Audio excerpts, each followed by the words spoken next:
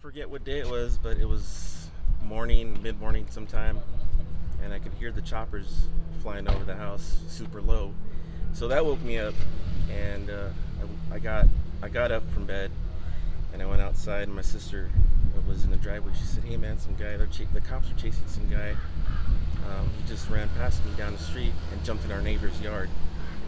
So within seconds, maybe 10, 15 LEP squad cars roll down the street, and they're all lined up on the street.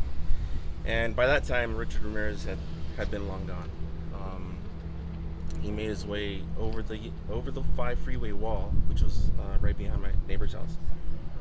It made his way down the freeway into East LA, Right. And that's where he was caught. I Right. forget which street he was caught on, but Oh, we're gonna go there. yeah, I'm gonna be there. Yeah.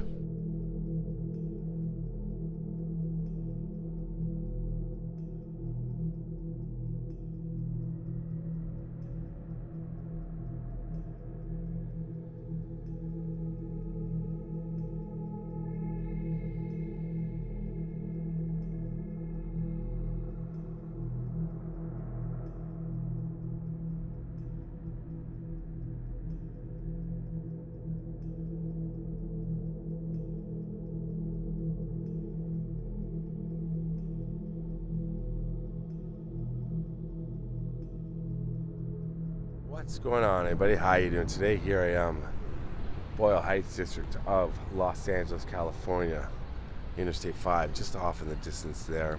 Downtown Los Angeles, not too far from here at all. You can almost see it. This is the location, we're right close to it, I'm going to take you right to it, where Richard Ramirez, the infamous Night Stalker, was finally captured. I'm going to go off this street. I'm off of Indiana Street right now, and this street is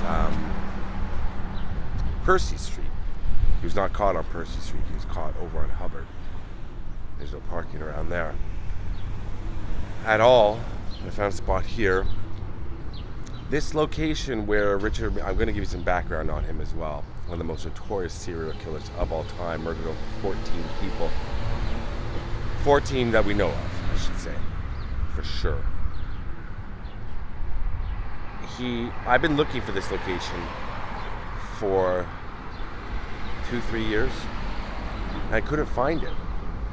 I wanted the exact address. I knew the streets, but I wanted the exact address to match up some photos, because there were helicopters at the time over top and things like that when it happened, and there's file photos. Couldn't find it. Then about 2 months ago, I was looking online again, and an ad just popped up, and then I matched it up to police reports, and sure enough, it was the exact one. And I was quite happy to finally find it, and I could come make this video. In this video, I'm going to visit that location, but before we get there, I'm going to tell you a little bit about him as I'm walking towards the street. Then we're going to go to a few of his more infamous crime locations, and then afterward, I'm going to visit graves of 2 of the victims. A lot of his victims are buried here, not too far in Los Angeles County. There are so many. What I thought I would do is visit a few crime locations, a couple of graves. I wish I could visit them all in one video, but like I said, there are so many. If this video turns out to be a success, if a lot of people watch it and want to see more, then I will try to make another one. I will make another one and visit more of the crime scene locations of Richard Ramirez, and more importantly, the graves of his victims. Richard Ramirez is now dead, and he's done. Let's not remember him. Of course, this is a story roughly about him, but it's always, for me, it's always about the victims. It's more important. Let me tell you about what he did, how he got started, and then we'll go to some of the crime scenes. Let's go. So Richard Ramirez was born in 1960 in Texas, and he claimed that his father physically abused him and that he sustained multiple head injuries at an early age. And one injury was so severe that it gave him epileptic seizures.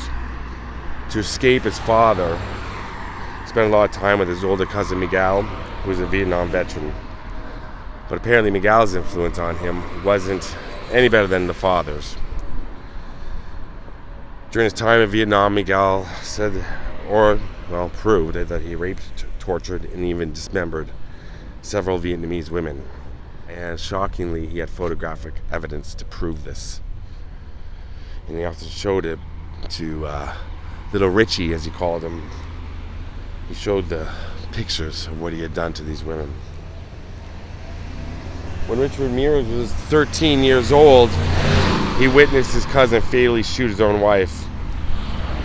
So shortly after the shooting, Ramirez himself began to transform from a scared, abused boy, no sympathy right now, just saying what he was, into a hardened, sullen young man. He had an interest in Satanism and then became addicted to drugs. He was still under his cousin's influence, because Miguel had been found not guilty of the murder of his wife by reason of insanity. He spent just 4 years in an institution until he was released. Ramirez developed an obsession with the same kinds of sexual and physical violence that Miguel had inflicted on the women in the photographs. He started to have run-ins with the law, especially here in Los Angeles. Most of his crimes, and there were a lot in the 70s and early 80s, but they were mostly theft and drug related. But of course, they soon escalated. Now I'm going to go to where they believed his first murder was. And that location is kind of known as his first murder, but linked by DNA evidence. He was linked to the murder of a 9-year-old girl in April of 1984, a few months before the murder of Jenny Vincow, who we're going to go see the house now. But there could be more. We never are really going to know.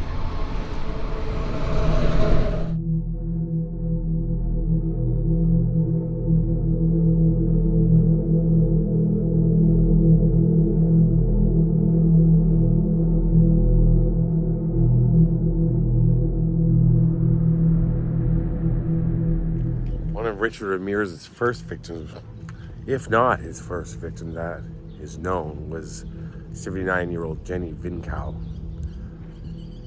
He attacked her in the building right there to my left. Right there. One of the upstairs apartments. And stabbed her repeatedly. Head, torso, chest. Nearly decapitated her. Her son discovered her body. Just to give you an idea of how sick Richard Ramirez is, he apparently sexually assaulted her corpse after she had been murdered by him. So he left fingerprints behind, of course, because he's a moron and an idiot. But this is a very interesting location to come to because it's right near Forest Lawn, Glendale, where I spend a lot of time. Right on the other side here, actually, not too far. Hard to see over the big wall, but if you see that grass up there, that's Forest Lawn, Glendale, right there. Jack Vincow, Jenny's son, said he and his mother lived at the same apartment building, and the last time he saw her alive was the afternoon of June 27th, 1984. He said he found his mother's body nearly 24 hours later when he entered her unlocked apartment. I looked around the living room and I saw everything thrown around on the floor, he testified. He said he found his mother's dead body on the bed. I called her name several times and got no response. When I saw she was dead, I shouted out to the manager, "My mother's been murdered." I said it several times, "My mother's been murdered. Call the police."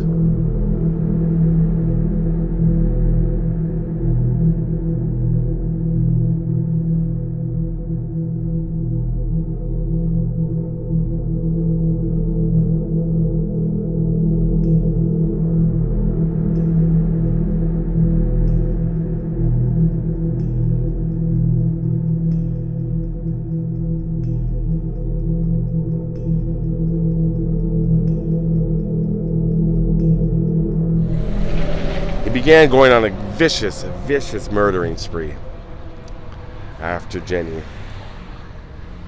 He assaulted a woman named Maria Hernandez in her home. She had a roommate named Dole Akasaki. Hakasaki was murdered. Maria made it out. Same night, he shot and killed another victim named Sai Lian Yu. So right now we're at the corner of Hubbard and Indiana, and this is where, up Hubbard is where he was caught. Let's visit a few other crime locations right now.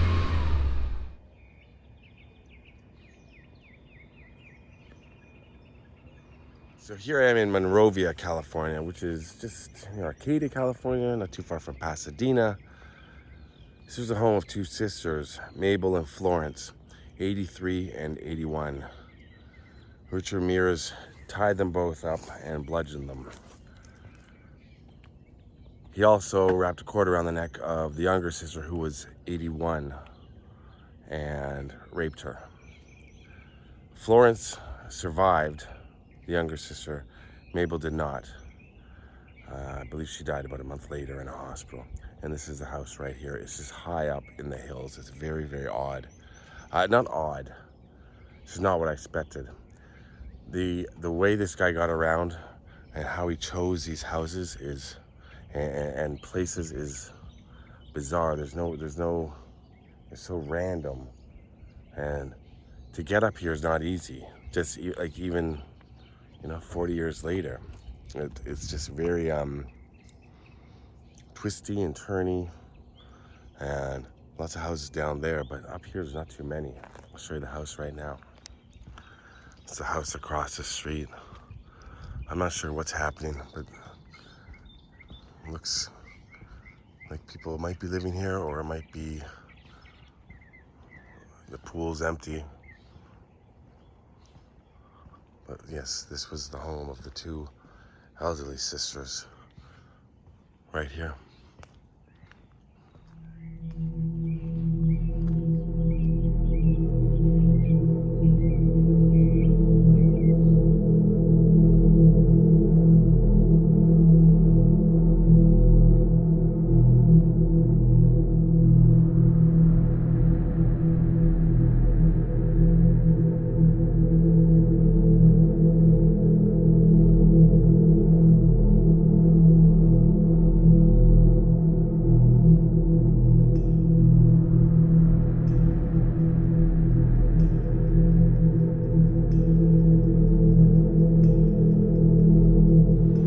Here now in Glendale, California, Hollywood, just right over there. This was an older couple. It was a particularly brutal attack. Max and Leela Knighting, right here on this street in this house. They're attacked, shot, mutilated, almost decapitated. Right in this house, right here.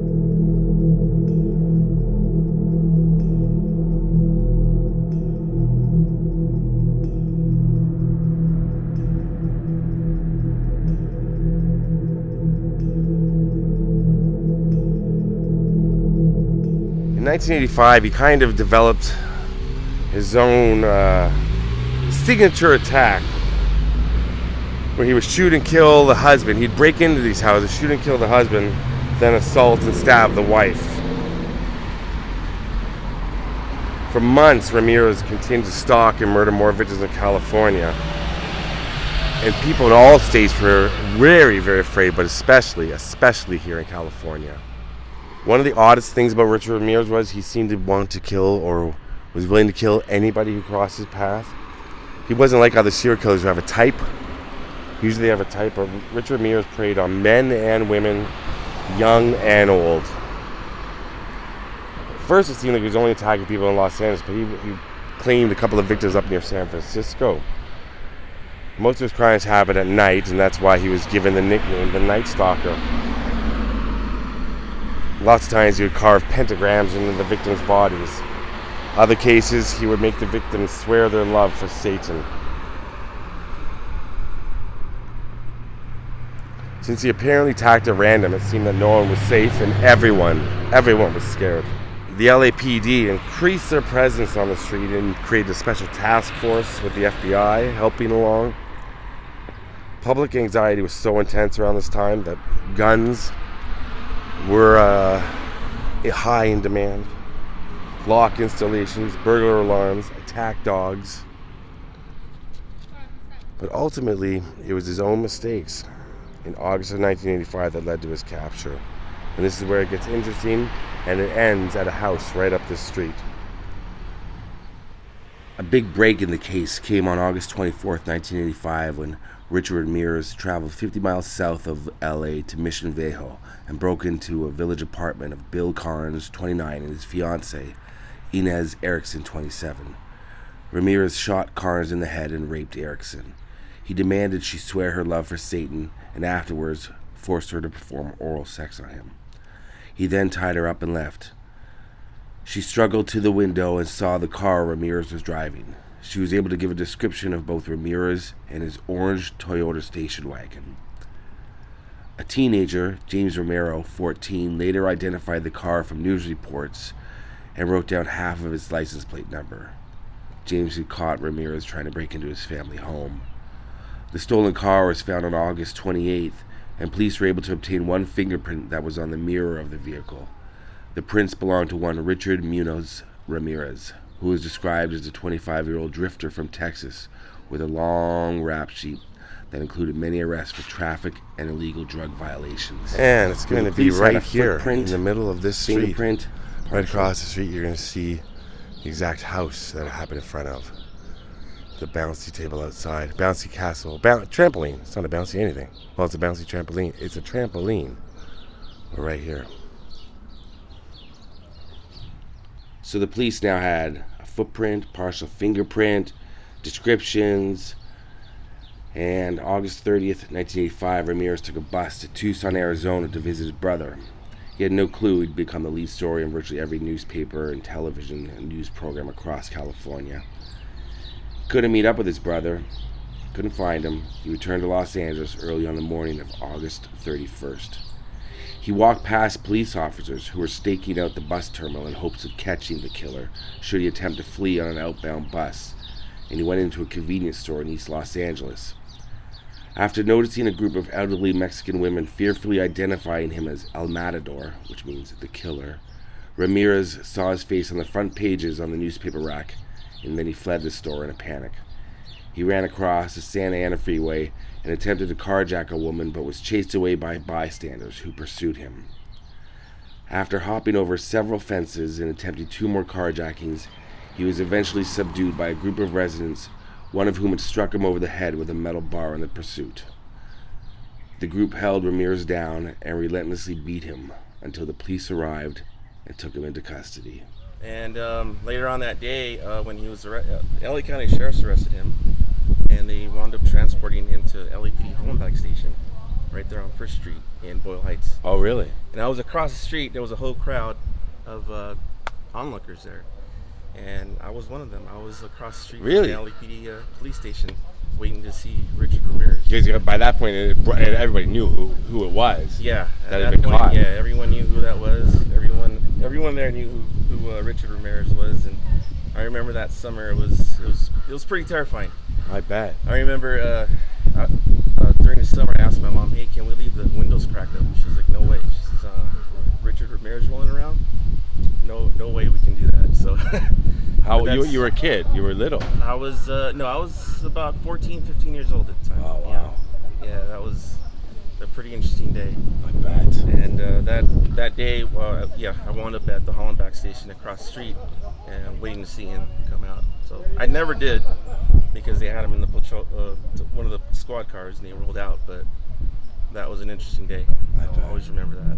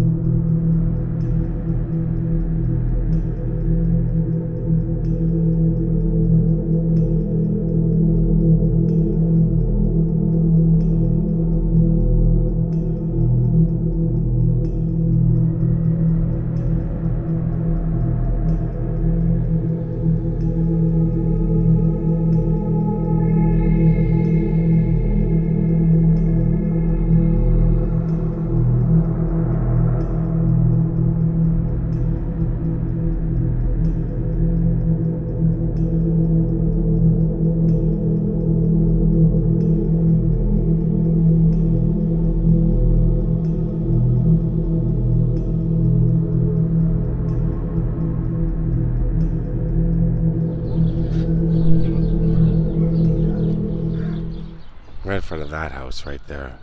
Actually, I was wrong about the trampoline house. I had the address off by one. Right where the gentleman's working. But it's still right about that area. Right here. It's where we see this palm tree. There's only a couple of palm trees on this street. If you come up on Hubbard, look for the two palm trees side by side on the blue house. And the house beside it has another black gate, and there's a white gate. It's more in front of the house with the white gate. So about right, just where that car just passed.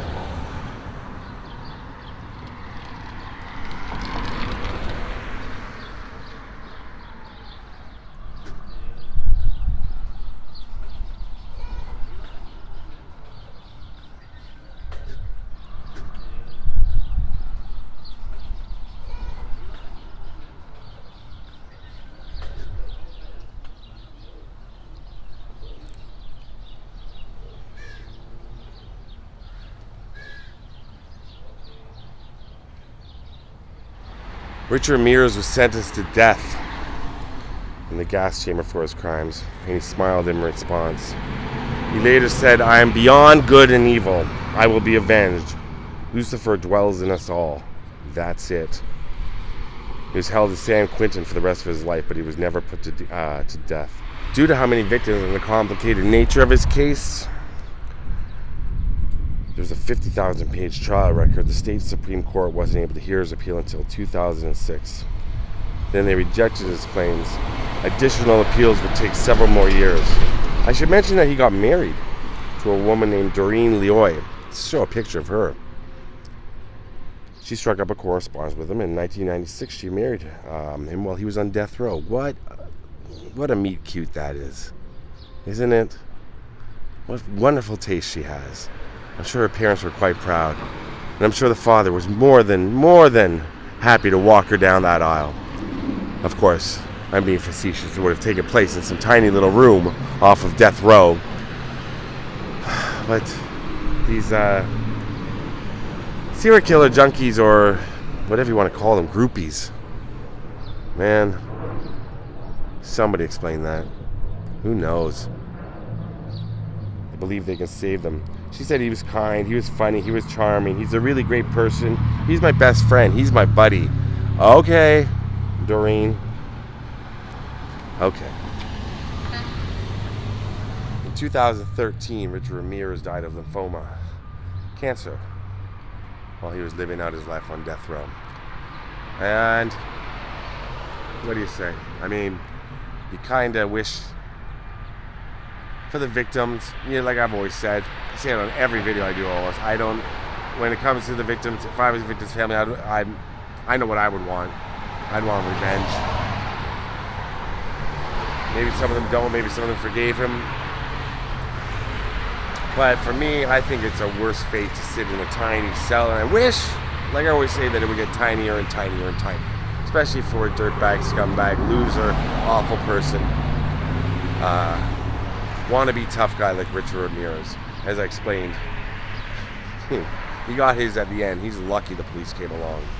Thanks for watching. Like I said before, if the video is popular, gets some hits, I'll film some more about Night Stalker, because it's something that there's so much and there's so many locations. But this was the main one I wanted to see. Not too much around here right now that says what happened here on this famous street, but if you're here, look for the ice cream cone, walk up the street, up Hubbard. Rest in peace to all the victims once again. Thanks for watching. Peace out.